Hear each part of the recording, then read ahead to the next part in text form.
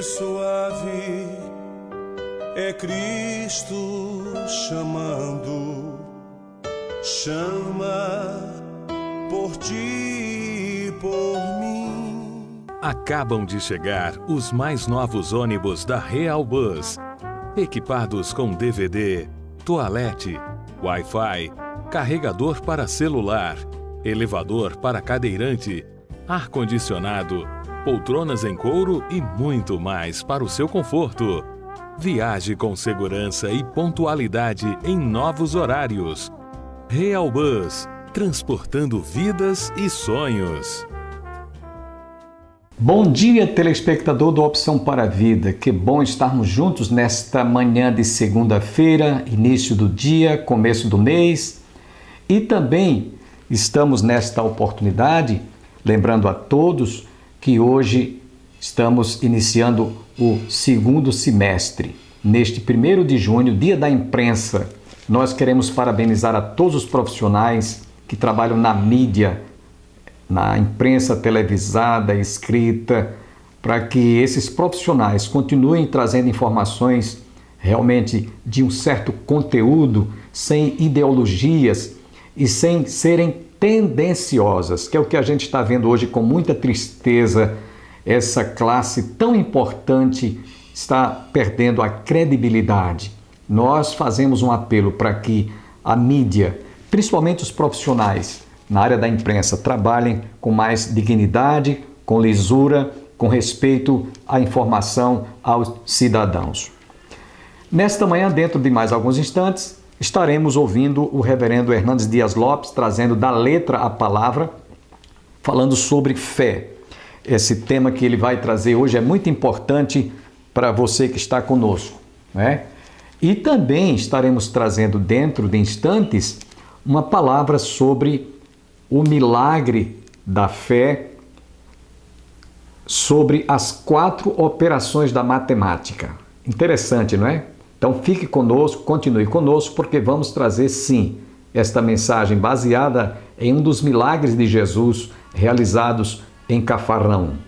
Antes, desejamos fazer uma oração por você que está conosco. Curva a sua fronte e juntos rendamos graças a Deus e continuemos orando intercessoriamente para que Deus tenha misericórdia do nosso povo, do nosso país, da nossa gente, que está tão sofrida por conta de tantas perdas humanas e também tanta gente infectada com essa doença. Oremos. Pai, queremos te agradecer, porque nesta oportunidade nós estamos reunidos para recebermos mais uma vez a tua palavra. Fala ao nosso coração, que tu se digne de abençoar cada família que está conosco, internautas ou na TV Master, TV a cabo. Abençoe a cada amigo que nesta manhã está em sintonia conosco. Fala ao nosso coração através da tua palavra. Mais uma vez te rogamos agradecidos em nome de Jesus. Amém. Devo lembrar aos nossos telespectadores, internautas, que nós estamos exibindo o nosso programa somente agora através deste canal do YouTube e também na TV Master, TV a cabo, canal 20. Nós não tivemos condições de renovar o contrato com a TV Maior, canal 11, devido à crise. Ore em nosso favor. Se você desejar nos ajudar a manter este programa no ar, você pode contribuir com a sua generosa oferta, colocando-a na agência do Banco do Brasil, que aparece abaixo aí do seu vídeo, agência 3331/meia dúzia, conta corrente 7551/5. Você estará cooperando, colaborando, contribuindo para que este programa permaneça no ar. Nesse instante eu quero deixá-los com, da letra à palavra, o reverendo Hernandes Dias Lopes.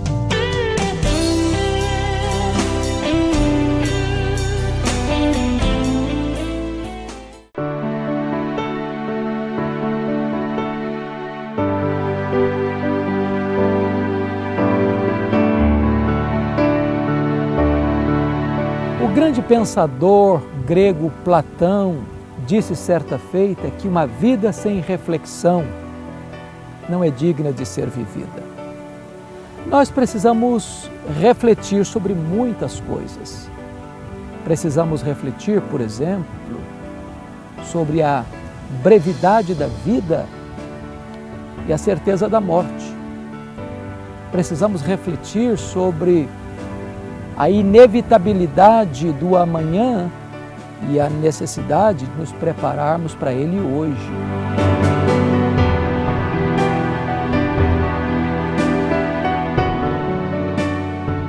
A nossa vida é tão frágil.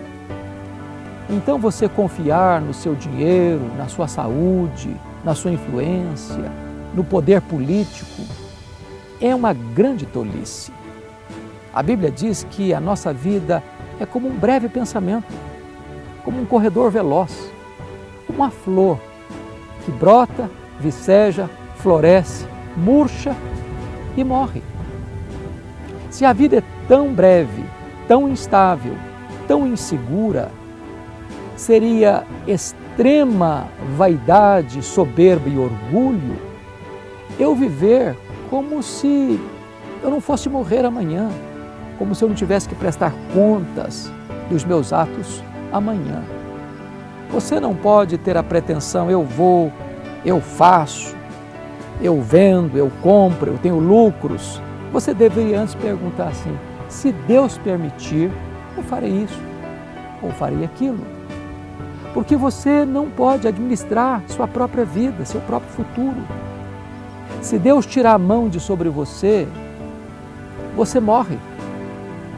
Você é tão frágil que um verme, que um vírus, que uma bactéria, que você não consegue enxergar, que está aí poluindo o ar, pode levar você à morte. Por isso você precisa de um fundamento sólido, de uma âncora firme. Você precisa crer em Deus, você precisa entregar sua vida para Jesus, porque Ele sim é refúgio verdadeiro. Você não pode confiar nem no dinheiro, nem na saúde, nem na religião. Você precisa confiar em Deus. Ele dará segurança à sua alma.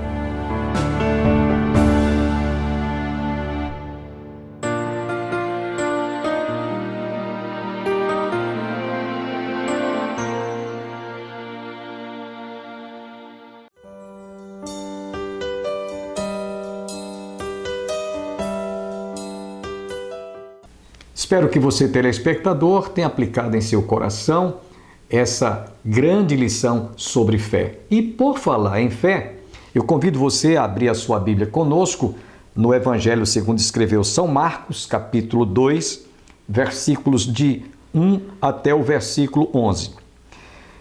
E alguns dias depois, entrou outra vez em Cafarnaum e soube-se que estava em casa. E logo se ajuntaram tantos que nem ainda nos lugares juntos à porta eles cabiam, e anunciava-lhes a palavra. E vieram ter com ele, conduzindo um paralítico trazido por 4.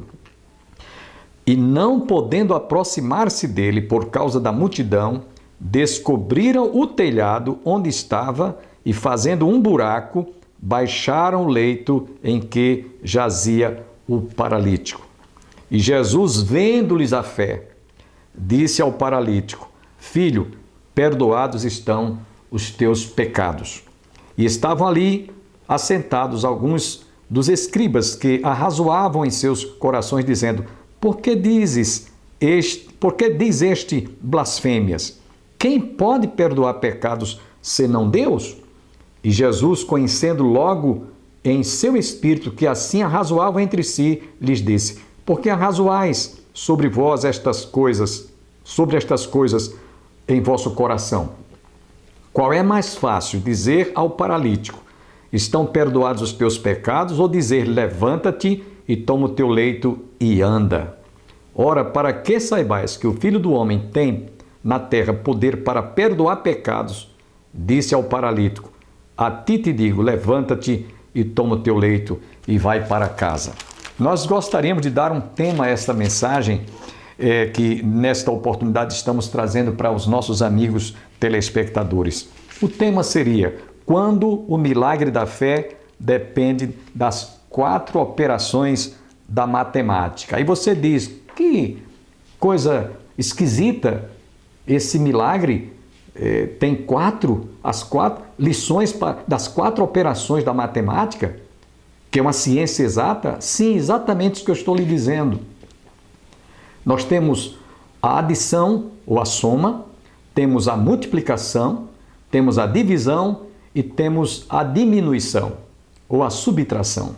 E eu queria começar por essa última citada, a subtração, baseado em toda essa escritura, esse texto que nós acabamos de ler para você que está conosco. Possivelmente eu não vou concluir essa mensagem hoje, mas nós vamos dar continuidade no próximo programa. Eu quero lembrar a todos que Jesus, quando andava de cidade em cidade, muitas vezes cansado, afadigado, ele se recolhia, ele morou um tempo em Cafarnaum, inclusive nós já estivemos lá algumas vezes. A cidade de Cafarnaum era como se fosse um condomínio fechado, e ele morava lá, Pedro também morava lá com a sua sogra, de sorte que eles eram vizinhos. E num daqueles dias em que Jesus certamente vinha cansado daquelas viagens, ele se recolheu em Cafarnaum, mas a multidão não o deixava. A multidão estava sempre ali em busca de cura, solução de problemas e tantas coisas. E aí Jesus, quando ali se encontra, a casa cheia, superlotada, abarrotada de gente, quatro homens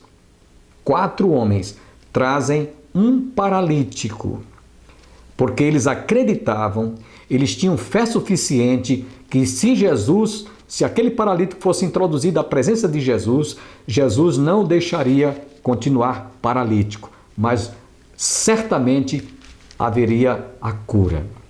Observem aqui, eu quero começar pela primeira lição que aqueles quatro homens nos dão.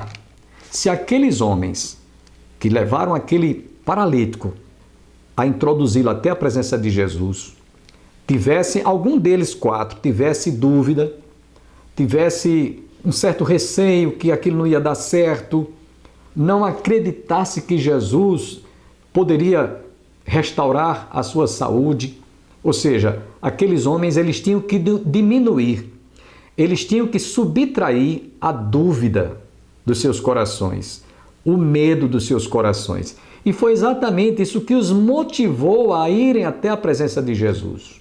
Sabem, amigos, quando nós duvidamos, quando nós temos receio, ou quando nós estamos com aquela dúvida no nosso coração, medo, dúvida, receio, será que vai acontecer? Será que Deus vai me ouvir? Será que Deus vai fazer o milagre acontecer? Deus não pode operar. Sabem por quê? A Bíblia diz que sem fé é impossível agradar a Deus. E quem crê tem que realmente tirar do seu coração a dúvida, o medo, o receio, a desconfiança, a incerteza, o que não havia no coração daqueles homens. Então a primeira lição é essa que eu queria que você aplicasse ao seu coração. Aqueles quatro homens, podemos exemplificar que a primeira dessas edições, eles tinham tirado a dúvida, o medo, o receio, tinha sido subtraído dos seus corações. Lembrando que a matemática é uma ciência exata. Quando a ciência diz na adição que 2 mais 2 são 4, a mesma ciência diz também que 4 dividido por 2 é 2. A mesma ciência que diz na matemática que multiplicar 2 vezes 2 é 4. 4 dividido por 2 é 2. 4 menos 2 é 2. Então, ali eram 4 homens que estavam cheios de fé.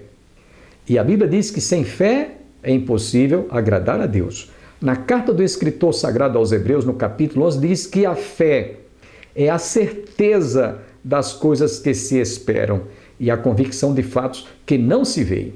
Então, a dúvida, o medo, o receio, a desconfiança, o medo não havia no coração daqueles 4 homens. Observem, eram 4 homens cheios de fé. Por isso que nós denominamos quando a fé realmente ela não pode acontecer, não pode ocorrer um milagre sem que essa primeira lição não seja retirada do nosso coração. Primeira lição é essa. Portanto, se você está esperando um milagre acontecer na sua vida, seja em que área for, retire do seu coração a dúvida, o medo, o receio, a desconfiança, o descrédito, que Deus poderá fazer o milagre. Não vai acontecer se você não retirar do seu coração a dúvida, o medo ou o receio.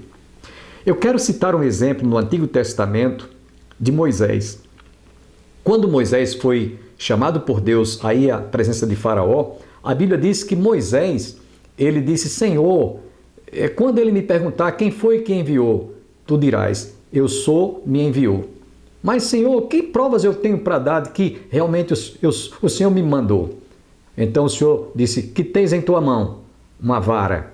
E o Senhor mostrou a Moisés, através desse sinal, lança a vara sobre a terra. E quando a vara impactou no chão, no solo, ela se transformou numa serpente.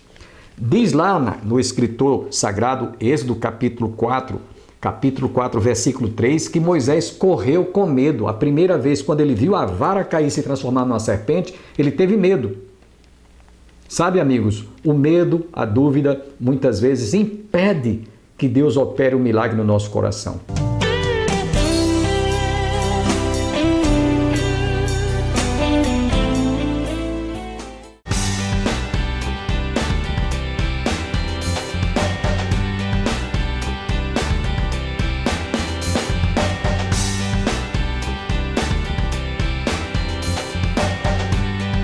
Fala, gente boa!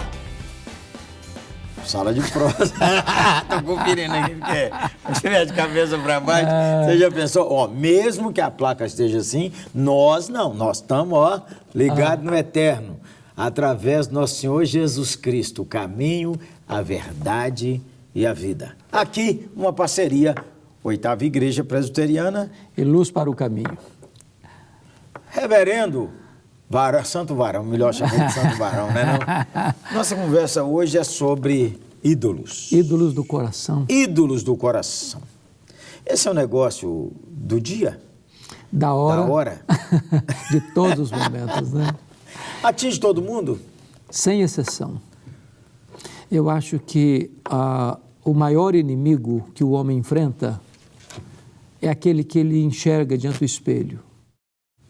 O Narciso. Ele mesmo. É aquele cara lá. Os ídolos do coração são mais maquiados, são mais disfarçados, por isso mais perigosos, mais sutis. Tem aqueles ídolos gerais. O Flamengo. Flamenguista brutal aqui, menino. O Galo doido, os cruzeirenses até tremem na hora dessa. Mas eu acho que já tive isso, assim, do esporte, quando o garotão tinha lá o quadro do atleta lá, cara, aquilo tomava o coração, a mente. O time perdia a alegria. Não, e eu adoeci uma vez que o time perdeu, adoeci, minha mãe disse que eu tive febre. Meu pai. Varão, era assim, eu acho que tem uns ainda assim hoje, sabe? Corintiano é assim. Sala de prosa trazendo você de volta, para você não ir embora aqui, ó, para estar conosco. Fala assim, ídolos que têm atingido hoje a juventude. Pastor, eu acho que talvez a coisa mais íntima é o prazer pessoal, é o hedonismo. Seja o sexo, seja a autoexpressão de... O lazer, a diversão, o esporte. Malhações, fitness. É o cara adorar ele mesmo, cultuar o corpo dele mesmo, ficar diante do espelho, se olhando, se admirando, ou talvez alguns... O cara malha, e põe aquela blusa assim, mamãe me olha.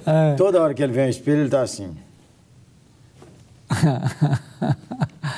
É um negócio complicado.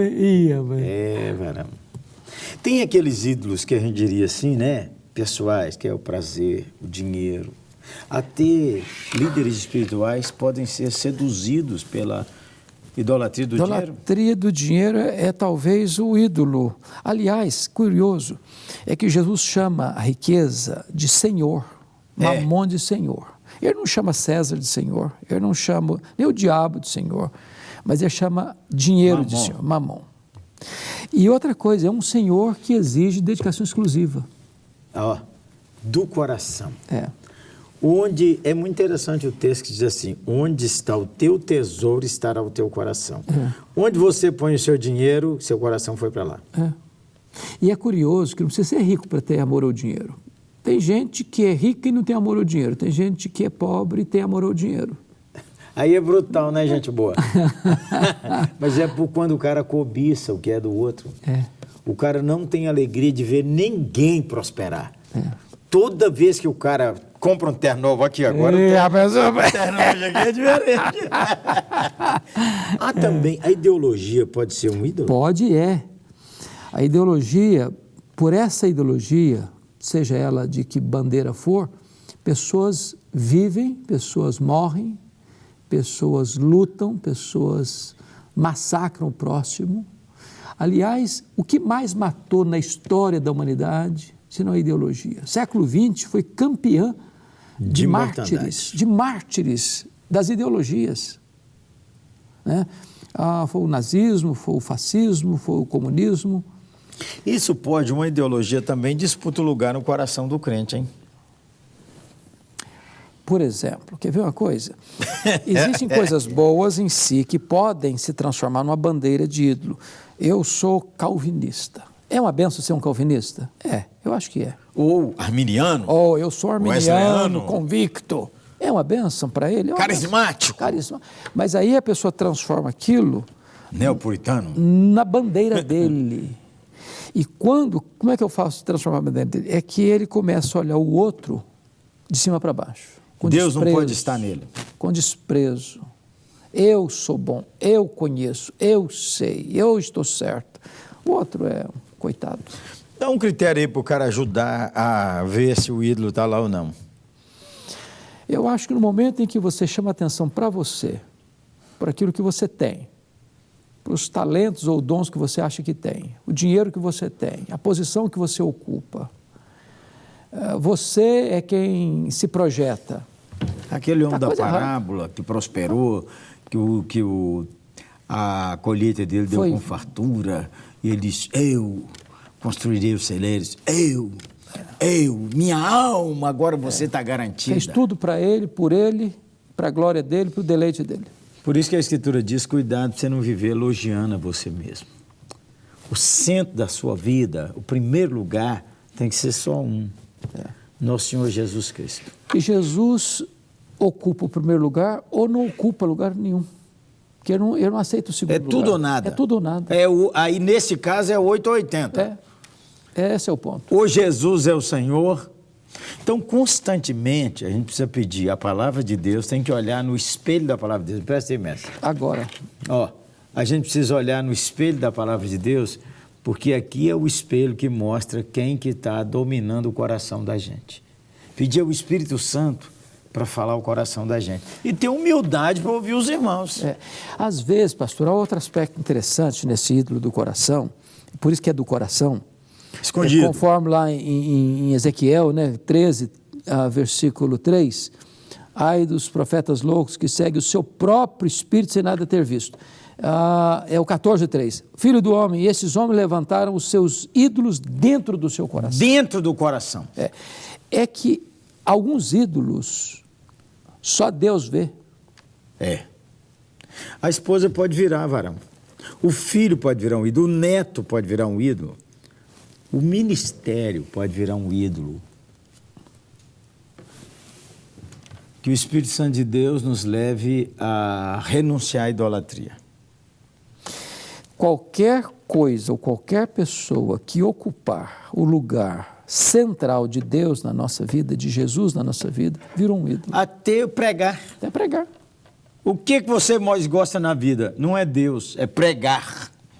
O que você gosta na vida mais? Fazer a obra. Fazer a obra. Isso é sutil, hein, gente boa? É sutil. É sutil. Ídolos do coração. Pedir ao Senhor Jesus, precisa de uma oração sobre isso, viu, varão? Para dar discernimento. Discernimento, para o Espírito de Deus mostrar o sujeito, assim, para, lendo a palavra de Deus, jogar luz na alma dele, o cara quebrantar diante de Deus, a mulher, a moça, o rapaz, o empresário, o político, o militante, o profissional bem-sucedido. Irmão, ore por nós. Ore por aqueles que você ama, que às vezes você suspeita que está enredado, mas ore por você mesmo. É mais fácil, né, a gente identificar os ídolos que estão no coração do outro. Suspeitar, né? Ou suspeitar, do que identificar os nossos próprios ídolos que estão no nosso coração. Porque no coração é só o Senhor que conhece o coração. É só o Senhor. Então, às vezes a gente fala, esse ídolo está lá, mas vamos deixar para o Senhor mostrar para ele, mostrar para nós, e nós termos compaixão de todo mundo. Exato. E pedir a Deus que guarde os nossos pés. Olha que palavra desafiadora essa de Ezequiel. Ídolos do coração. Vamos orar, Reverendo? Vamos orar. Uma palavra antes de orar, pastor, é o aspecto que nós deveremos ser rigorosos com nós mesmos e mais compassivos Isso. com as pessoas. Boa. Ó, exija mais de você. Tenha mais calma com os outros. Beleza? Por aí. Vamos orar. Deus, nós queremos apresentar a nossa vida. A minha vida aqui, Senhor porque Deus. Tu conheces o nosso Luz coração. dentro da minha alma, Senhor Deus. E o nosso coração é enganoso. Luz dentro da E alma às do teu vezes servo. ele pensa uma coisa, deseja algo meu Deus. que não é o que Tu queres, não é o que Te agrada, Meu não é Senhor aquilo que Jesus. traz edificação, nem para a nossa vida, nem para as pessoas que estão à nossa volta. Dá-nos discernimento. Amém, Senhor Deus. Dá-nos prudência. Amém, Senhor Deus. Dá-nos graça para Amém, não Senhor nos Deus. rendermos a esses ídolos. Amém, meu Deus. Dá-nos coragem para Meu romper Deus, com esses em ídolos. nome de Jesus. E dá-nos, Deus, a bênção do Teu perdão. Amém. E dá-nos a bênção, Deus, de sermos alguém compassivo para Sim, tratar Senhor o nosso irmão com generosidade. Isso mesmo. Que seja assim em nome de Jesus. Amém. Amém. Gente boa, siga conosco sempre. Sala de Prosa. E divulgue.